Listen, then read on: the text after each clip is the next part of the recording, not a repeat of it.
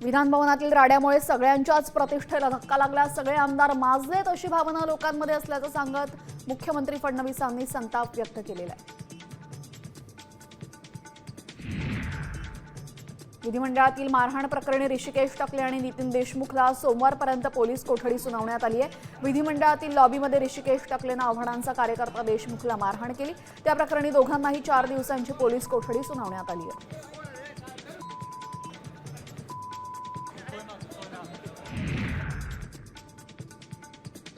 विधानभवनाच्या लॉबीमध्ये गोपीचंद पडळकर आणि जितेंद्र आव्हाड यांच्या कार्यकर्त्यांमध्ये झालेल्या हाणामारीनंतर विधानसभा अध्यक्ष राहुल नार्वेकर यांनी मोठा निर्णय घेतला। अधिवेशन काळामध्ये फक्त आमदारांचा स्वीय सहाय्यक आणि अधिकाऱ्यांना प्रवेश दिला जाणार आहे। तसंच विधानभवनामध्ये मंत्र्यांच्या बैठका घेऊ नये असं नार्वेकरांनी यावेळी सांगितलेलं आहे। आमदारांच्या नैतिक आचरणाचे विधानभवनामध्ये झालेल्या राड्यामुळे जितेंद्र आव्हाड कमालीचे संतापले।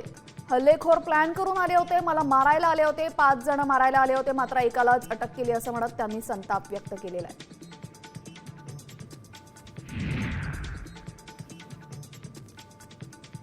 राष्ट्रवादी शरद पवार पक्षाचे आमदार जितेंद्र आव्हाड यांच्या विरोधात मरीन ड्राईव्ह पोलीस ठाण्यात गुन्हा दाखल केलेला आहे। विधानभवन परिसरातील राड्यानंतर नितीन देशमुख यांना पोलिसांनी ताब्यात घेतलं होतं। त्याचा निषेध करत जितेंद्र आव्हाड यांनी थेट पोलिसांच्या वाहनासमोर बसून आंदोलन केलं।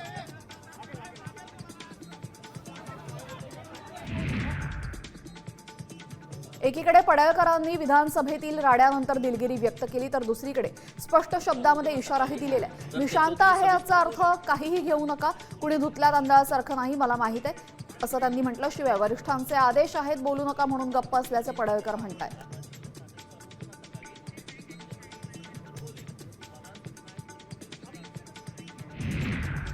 आता isakal.com आहे देशातील नंबर 1 ची मराठी न्यूज वेबसाईट।